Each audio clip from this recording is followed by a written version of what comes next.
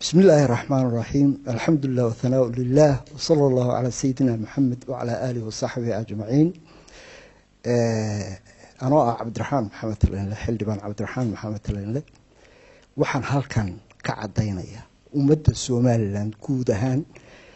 iyo gaar ahaan golihii wakiilada maanta doorashadii iyo codkii la qaaday ee aan saaxiibkay ku taaniyadeeyay Baasha Maxamed Cadde xaqiiqdii baa soo baxday laga bilaabo iminkoo aan idin la hadlayo gudoomiyaha golaha wakiilada ee la doortay waa aniga xaqiiqdeediina waan hayaa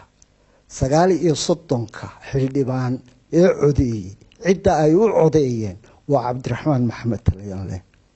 sidaa darteed Speaker of the House Somaliland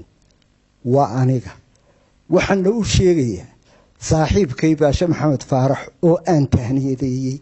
anoo lilaahinimo iyo daacadnimo waajibka ku gudanayay in arrintii isbedeshay oo isaga maanta looga baahan yahay xaqiiqda jirta iyo codkii majority-ga ahaa halkuu maray inuu aqbalo naguna tahniyadeeyo wabillahi tawfiiq.